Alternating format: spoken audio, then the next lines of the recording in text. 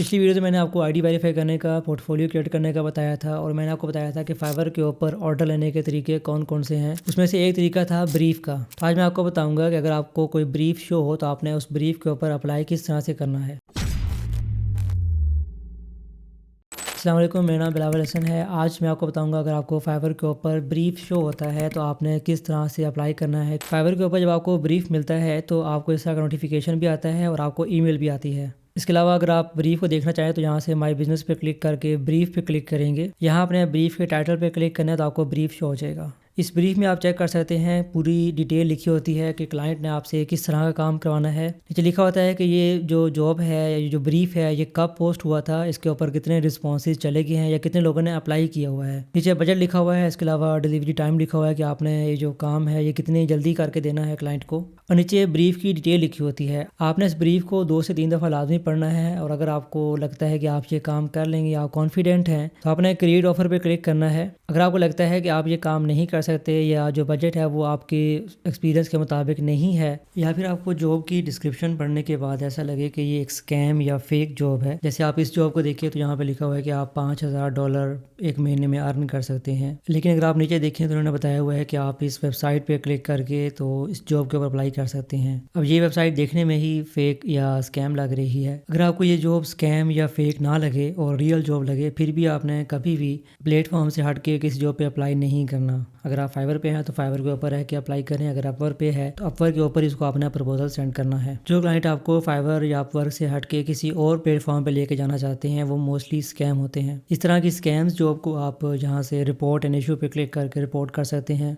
अगर आपको लगता है कि ये जॉब ठीक है लेकिन आप अप्लाई नहीं करना चाहते तो आप यहाँ से नॉट इंटरेस्टेड पे क्लिक करके अपना रीज़न बताएंगे कि आपने इस जॉब पे अप्लाई क्यों नहीं करना। अगर आपको लगता है कि आप ये काम कर सकते हैं तो यहाँ से आपने क्रिएट ऑफर पे क्लिक करना है। यहाँ पे आपने बताना है कि क्लाइंट आपको क्यों हायर करे। इसको हम प्रपोजल या कवर लेटर बोलते हैं। प्रपोजल के अंदर आपने किन चीज़ों को लाजमी ऐड करना है और किन चीज़ों से आपने बचना है। ये बताने से पहले मैं आपको बता दूँ कि प्रपोजल के लिए कोई ख़ास टेम्पलेट नहीं होता। आपने हर जॉब के लिए, हर क्लाइंट के लिए अलग अलग प्रपोजल लिखना होता है। कुछ क्लाइंट लॉन्ग टर्म बिजनेस को लेकर आते हैं और कुछ जो होते हैं वो शॉर्ट टर्म गोल्स को अचीव करने के लिए यहाँ पे आते हैं। कुछ क्लाइंट की कंपनीज का साइज़ बहुत बड़ा होता है, कुछ छोटी कंपनीज के होते हैं। और कभी ऐसा होता है कि जिसने जॉब पोस्ट की है वो एक मिडल मैन है, यानी कि जिस बंदे के लिए आपने काम करना है आप डायरेक्ट उसके साथ कम्युनिकेट नहीं कर रहे बल्कि बीच में कोई तीसरा बंदा है जो आपकी डील डन कर रहा है। तो मिडल मैन, उसके लिए आपने प्रपोजल लिखने का तरीका डिफरेंट होगा। अगर आप डायरेक्ट क्लाइंट को अप्रोच कर रहे हैं उसके लिए प्रपोजल का तरीका डिफरेंट होता है। प्रपोजल का जो स्टार्ट है वो आप हेलो या हाई से कर सकते हैं। इसके अलावा अगर आपको क्लाइंट का नाम पता है तो आप इसका नाम लिख सकते हैं, जैसा कि हेलो जॉन या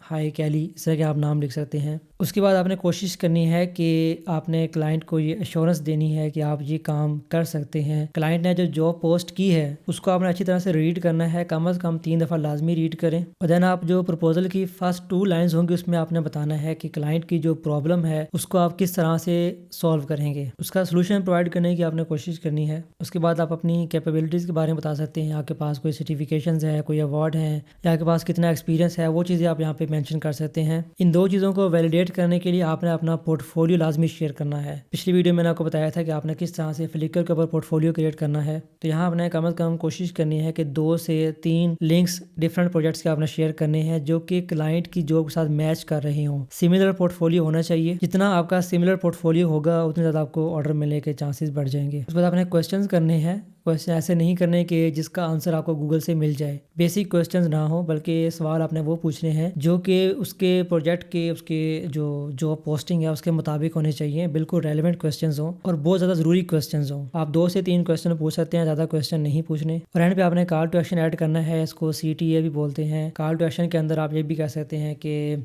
आप जूम के ऊपर मीटिंग करने के लिए अवेलेबल हैं। अगर आपने प्रोजेक्ट को डिस्कस करना है तो आप जूम पे डिस्कस कर सकते हैं। इसके अलावा मज़ीद फर्दर पोर्टफोलियो देखना हो तो आप इस लिंक पे क्लिक कर सकते हैं। आखिरी जो पॉइंट है वो बहुत इंपॉर्टेंट है, इसको मैंने थोड़ा सा अलग से लिखा हुआ है कि आपका जो प्रपोजल है उसको पढ़ने के बाद ऐसा लगे कि एक कॉन्फिडेंट बंदे ने प्रपोजल लिखा है। उसमें किसी भी जगह पे अनसर्टेनिटी ना हो। आपने कोई ऐसे वर्ड का इस्तेमाल नहीं करना जिसको पढ़ने के बाद क्लाइंट को ये लगे कि ये बंदा प्रपोजल लिखने के अंदर भी कन्फ्यूजन का शिकार है। अब हम बात करते हैं डोंट्स के वाले पहले से कि आपने किन चीज़ों से अवॉइड करना है। सबसे पहली चीज़ कि आपने कभी भी किसी दूसरे बंदे के प्रपोजल को कॉपी नहीं करना। अक्सर ये होता है कि लोग यूट्यूब के ऊपर वीडियोस देखते हैं कि how to write a proposal, और जिस तरह से उस बंदे ने प्रपोजल लिखा है उसको same to same as it is copy कर लेते हैं। कुछ लोग चैट जीपीटी से लिखवाते हैं, वो भी एक अच्छी प्रैक्टिस नहीं है। आप जस्ट आइडिया ले सकते हैं कि किस तरह का होना चाहिए, लेकिन आपने खुद का एक कस्टम प्रपोजल लिखना है। अक्सर लोग ये करते हैं कि स्टार्ट में डियर सर, डियर मैडम इस तरह के नाम का इस्तेमाल करते हैं। आपने ऐसी चीज़ कभी भी इस्तेमाल नहीं करनी। आपका प्रपोजल बहुत ज़्यादा फॉर्मल या कैजुअल नहीं होना चाहिए। आप किसी कंपनी में अप्लाई करने के लिए नहीं आए हुए। आपने बिल्कुल एक नेचुरल तरीके से बात करनी है, उसमें किसी भी तरह की आपने फॉर्मेलिटी को ऐड नहीं करना। नेक्स्ट, आपने अपने आप को अंडर सेल या ओवर सेल नहीं करना। अक्सर ऐसा होता है कि स्टार्ट में ऑर्डर लेने चक्करों में फ्रीलांसर ये करते हैं कि बहुत कम पैसों में बहुत ज़्यादा काम करने की कमिटमेंट कर लेते हैं। तो आपने ऐसा काम नहीं करना। जितना आपको लगता है कि बजट होना चाहिए उससे थोड़ा सा काम कर सकते हैं, लेकिन आपने बहुत ज़्यादा काम नहीं करना। आपने ओवर सेल भी नहीं करना। आपने ऐसा भी नहीं करना कि आप क्लाइंट को ये कहें कि मेरे पास 20 साल का एक्सपीरियंस है और आपकी जो टोटल जो एज है वो 15 साल हो। आपने कभी भी फ्री वर्क ऑफर नहीं करना। कोई भी फ्रीलांसिंग प्लेटफॉर्म इस चीज़ को इनकरेज नहीं करता कि आप फ्री का काम करके दें। हो सकता है कि आपकी प्रोफाइल बैन हो जाए। जितना आपको लगता है कि बजट होना चाहिए उतना आप क्लाइंट को बताएं। जितने दिन में होगा डेडलाइन वो भी आपने बतानी है। तो आपने बिल्कुल क्लाइंट के साथ ट्रांसपेरेंट रहना है। अगली चीज़ कि आपने कभी भी कॉन्टैक्ट इन्फॉर्मेशन जैसा कि फ़ोन नंबर, ईमेल एड्रेस, ये कभी भी आपने ऐड नहीं करना। अक्सर लोग प्रपोजल के अंदर अपनी सीवी ऐड कर देते हैं, तो आपने इस तरह के काम कभी भी नहीं करने। जैसे कि डूज़ के अंदर एक मेन इंपॉर्टेंट पॉइंट था कि आपने कॉन्फिडेंस शो करना है। इस तरह से डोंट्स के अंदर एक पॉइंट ये है कि आपने क्लाइंट के साथ जब बात करनी है, प्रपोजल सेंड करना है, तो आपने उसको ये एहसास नहीं दिलाना कि आप इस जॉब के लिए मरे जा रहे हैं या आपको हर सूरत में ये जॉब चाहिए। अक्सर लोग इस तरह के मैसेज करते हैं कि please sir give me this job, मुझे पैसों की बहुत ज़रूरत है प्लीज। ये अच्छा नहीं। इस तरह की चीज़ें हैं। आपने कभी भी अपने प्रपोजल में शो नहीं करनी। आपने बिल्कुल प्रोफेशनल रहना है। जो आपके हिस्से का जो रिस्क है वो आपको मिल के रहेगा। और ये जो प्रोजेक्ट की डिटेल है इसको आपने कोशिश करनी है 3 दफ़ा लाजमी पढ़ना है। अगर आप इस जॉब की डिटेल को पढ़ें, इसमें क्लाइंट को कवर इमेजेस चाहिए, साथ में उसको प्रोडक्ट के थंबनेल चाहिए जो कि इसके ब्रांड की विजुअल आइडेंटिटी के साथ मैच करने चाहिए। नीचे ब्रांड गाइडलाइन है, इसमें लिखा हुआ है कि जो डिज़ाइन का थीम है उसको आपने फॉलो करना है। ब्रांड का बीच कलर का बैकग्राउंड हो सकता है। इसके अलावा ब्रांड का जो रेड लोगो है वो इस्तेमाल कर सकते हैं। नीचे स्कोप ऑफ वर्क में लिखा हुआ है कि एक कवर इमेज डिज़ाइन करना है, उसकी डायमेंशन ये होगी, और 12 आपने प्रोडक्ट के थंबनेल डिज़ाइन करने हैं, उसकी डायमेंशन भी यहाँ पे लिखी हुई है। नीचे कुछ एडिशनल इन्फॉर्मेशन है, आपने इसको पढ़ लेना है। मैंने इसको अच्छी तरह से पढ़ लिया है। अब मैं इसके ऊपर एक प्रपोजल लिखने लगा हूँ। अब ये मैंने प्रपोजल लिखा है। यहाँ पे जो स्टार्ट है वो हेलो या हाय से करना है। इसके बाद अगर आपको क्लाइंट का नाम पता है तो वो लिख दें, अगर नहीं पता तो यहाँ से आप इसको छोड़ सकते हैं। सिर्फ आपने हेलो या हाय लिखना है। आगे जो प्रपोजल की फर्स्ट 2-3 लाइंस होती हैं, इसमें आपने क्लाइंट की जो प्रॉब्लम है उसका सलूशन प्रोवाइड करना है। उसको ये एश्योरेंस देनी है कि आप वाकई ही काम कर सकते हैं। यहाँ में लिखा है कि with over 8 year of experience in graphic design and expertise in Adobe Photoshop and Illustrator. आगे मैंने लिखा है यहाँ से जो एश्योरेंस वाली जो लाइन है वो स्टार्ट हो रही है। I am confident I can create a clean visually appealing cover image. अब इसने बता दिया है कि आपका जो कवर इमेज मैं डिज़ाइन करूँगा उसमें ये चीज़ें हमने शामिल करनी है क्योंकि ये क्लाइंट की रिक्वायरमेंट है। अब इसके अंदर अगर आप देखें तो मैंने फर्स्ट लाइन में मैंने अपना एक्सपर्टीज़ या जो मेरे टूल्स हैं वो मैंने बता दिए कि मैं इसमें एडोबी फोटोशॉप इलस्ट्रेटर में काम करता हूँ। अब इन 2 लाइनों को आप एक और तरीके से भी लिख सकते हैं, जैसा कि यहाँ पे आप चेक कर सकते हैं कि मैंने स्टार्ट में लिखा है आई एम बिलावल। आगे मैंने लिखा है कि as an Adobe certified graphic designer. अब यहाँ मैंने अपनी कैपेबिलिटीज़ के बारे में क्लाइंट को बताया है कि मेरे पास एडोबी की सर्टिफिकेशंस हैं और मैं ग्राफिक डिज़ाइनर हूँ। आगे मैंने लिखा कि आई एम कॉन्फिडेंट। आगे वो तमाम बातें मैंने दोबारा से लिख दी हैं। तो ये एक और तरीका था प्रपोजल लिखने का। आप इस तरह से स्टार्ट कर सकते हैं। कोशिश करें आपका जो स्टार्ट है उसमें जो क्लाइंट की जो प्रॉब्लम है या क्लाइंट को जो काम करवाना है उसको आप थोड़ा सा इस तरह से लिखें कि क्लाइंट को ये यकीन हो जाए कि वाकई ये बंदा मेरे काम को हैंडल कर सकता है। आपके प्रपोजल में या क्लाइंट के साथ मैसेज करते हुए किसी भी जगह पे ग्रामर की मिस्टेक नहीं होनी चाहिए। इसके लिए मैंने आपको बताया था कि आपने ग्रामरली की एक्सटेंशन है उसको आपने लाजमी इंस्टॉल कर लेना है, या आपको साथ साथ ग्रामर की मिस्टेक बताती रहेगी, आपने इसको करेक्ट करते जाना है। देन अपने काम को या अपने तजर्बे को शो करवाने के लिए, उसको सपोर्ट करने के लिए मैंने यहाँ पे 3 लिंक्स ऐड किए हैं अपने काम के। ये मैंने यहाँ पे फ्लिकर के लिंक ऐड किए हैं। मैंने आपको बताया था कि फ्लिकर के ऊपर किस तरह से पोर्टफोलियो क्रिएट करना है, उसका लिंक किस तरह से जनरेट करना है। आप उस वीडियो को लाजमी देखें। फ्लिकर जो कि अलाउड यूआरएल है, इसके लिए हमने फ्लिकर पे बनाया है। फ्लिकर के अलावा आप फाइवर के ऊपर वीमियो का या यूट्यूब का लिंक शेयर कर सकते हैं। बिहांस का लिंक यहाँ पे अलाउ नहीं है। आपने पोर्टफोलियो वही ऐड करना है जो कि क्लाइंट की रिक्वायरमेंट के बिल्कुल मुताबिक हो। जैसे यहाँ पे देखें, इसको जो है वो कवर इमेज बनाना है और इसको थंबनेल चाहिए, तो मैंने अपने थंबनेल वाले डिज़ाइन यहाँ पे शो करवाने हैं, कवर इमेज वाले डिज़ाइन यहाँ पे अटैच करने हैं। अगर आप अपवर्क के ऊपर अप्लाई कर रहे होते तो अपवर्क के ऊपर आपको फाइल्स को अटैच करने का ऑप्शन मिल जाता है। पोर्टफोलियो के बाद आपने क्वेश्चंस करने होते हैं, कोशिश करें 2 से 3 क्वेश्चन आप करें और वो क्वेश्चन बिल्कुल रेलेवेंट होने चाहिए, जो क्लाइंट ने आपको ब्रीफ शेयर किया है उसके मुताबिक क्वेश्चंस हों। इसके बाद अपनी अवेलेबिलिटी बता सकते हैं कि आप कब इस काम को करने के लिए अवेलेबल होंगे। और मैंने यहाँ पे एक कॉल टू एक्शन बटन दिया है कि अगर कोई भी सवाल हो या कोई मज़ीद बात करनी हो तो आप मेरे साथ जूम के ऊपर मीटिंग कर सकते हैं। ये CTA है, कॉल टू एक्शन।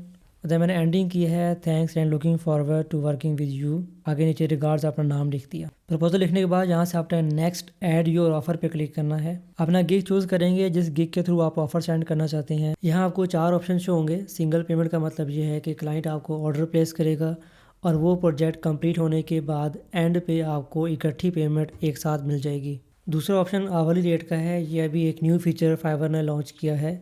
जैसे अपवर्क के ऊपर आप आवरली रेट पे काम कर सकते हैं, इस तरह से आप फाइवर पे भी क्लाइंट को आवरली रेट के मुताबिक ऑफ़र सेंड कर सकते हैं। इसमें आप बता सकते हैं कि 1 घंटे में आप कितने पैसे चार्ज करेंगे, इसके अलावा 1 हफ़्ते में कितने घंटे आप काम करेंगे और जो प्रोजेक्ट जिसके लिए आप ऑफ़र सेंड कर रहे हैं उस प्रोजेक्ट के अंदर टाइम एस्टिमेशन क्या है कि अप्रॉक्सीमेटली कितने घंटे आप काम करेंगे तो ये काम मुकम्मल हो जाएगा।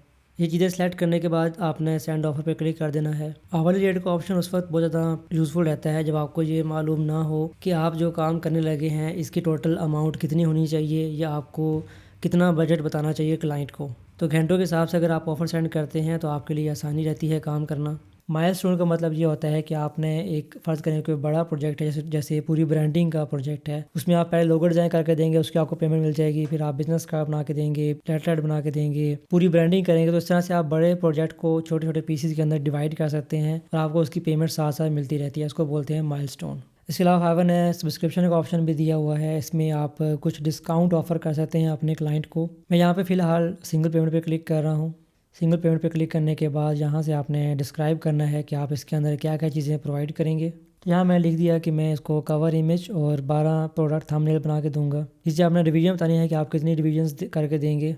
डिलीवरी टाइम बताएंगे कि ये काम आप कितने दिनों में करके देंगे, उसका बजट कितना होगा। अब ज़रूरी नहीं है कि जितना बजट क्लाइंट ने आपको बताया है आप भी उतना ही बजट बताएं, आप उससे थोड़ा बहुत आगे पीछे या ऊपर नीचे आप कर सकते हैं। नीचे लिखा हुआ है कि रिक्वेस्ट फॉर रिक्वायरमेंट्स। अब ये रिक्वायरमेंट्स वो वाली हैं जो आपने अपने गिग के अंदर ऐड की हुई है। जब क्लाइंट आपकी अगर उस ऑफर को एक्सेप्ट कर लेता है, जब आपको ऑर्डर प्लेस करेगा तो आपने गिग बनाते हुए जो रिक्वायरमेंट सेट की थी वो रिक्वायरमेंट जब क्लाइंट आपको प्रोवाइड करेगा तभी उसका ऑर्डर स्टार्ट होगा। अगर आप इसको चेक को हटा देंगे तो क्लाइंट उस रिक्वायरमेंट के बगैर ऑर्डर प्लेस कर देगा और आपका टाइम स्टार्ट हो जाएगा। नीचे लिखा हुआ है ऑफर इंक्लूड्स। इसमें आपको अपने गिग के मुताबिक चीज़ें शो होंगी तो आपने उसको फिल कर देना है। नीचे आपने सेंड ऑफर के बटन पर क्लिक कर देना है। यहाँ आप रिस्पॉन्सिव सेंड पे क्लिक करके चेक कर सकते हैं कि आपने कौन कौन से प्रपोजल सेंड किए हुए हैं। इसके अलावा आपको ये ब्रीफ अपने इनबॉक्स के अंदर भी शो होता है। अगर आप अपने प्रपोजल में कोई चीज़ सेंड करना भूल गए थे तो यहाँ क्लाइंट को आप इनबॉक्स कर सकते हैं। लेकिन अगेन ये बात याद रखें, आपने क्लाइंट की मिन्नतें तरले नहीं करने, आपने बिल्कुल प्रोफेशनल रहना है। 1-2 मैसेज कर सकते हैं। अगर क्लाइंट आपको रिस्पॉन्ड करे तो मज़ीद आगे कन्वर्सेशन कर सकते हैं। अब जिस तरह से आपने जॉब पे अप्लाई किया है या ब्रीफ को रिस्पॉन्ड किया है, इस तरह से बाकी लोगों ने भी रिस्पॉन्ड किया होगा। क्लाइंट उन तमाम ब्रीफ को, उन तमाम रिस्पॉन्सेज को चेक करेगा और जो बंदा उसको लगता है कि उसके नीड्स के मुताबिक है उसको वो हायर कर लेगा। अगर आप चाहते हैं कि मैं आपके प्रपोजल को रिव्यू करूं तो आप मेरा फेसबुक ग्रुप डिज़ाइन याद कम्युनिटी ज्वाइन कर लें। लिंक नीचे डिस्क्रिप्शन में दिया हुआ है। हो सकता है क्लाइंट आपको मैसेज करे, आपसे मज़ीद डिटेल भी जान सकता है, तो आपने अपना इनबॉक्स लाजमी चेक करते रहना है। और अगर क्लाइंट आपको मैसेज करता है तो आपने फ़ौरन उसके मैसेज का रिप्लाई प्रोफेशनल तरीके से करना है। ये भी हो सकता है क्लाइंट आपको मैसेज करने की बजाय डायरेक्ट ऑर्डर प्लेस कर दे। अगर आपको ऑर्डर मिलता है तो आपको इस तरह का नोटिफिकेशन शो होता है और आपको इसकी ईमेल भी आती है। अब अगर आपको ऑर्डर मिल जाता है तो उस ऑर्डर को कंप्लीट किस तरह से करना है, डिलीवर कैसे करना है, इसके बारे से मैं आपको अगली वीडियो में बताऊँगा। अगर कोई भी सवाल हो तो आप नीचे कमेंट कर सकते हैं।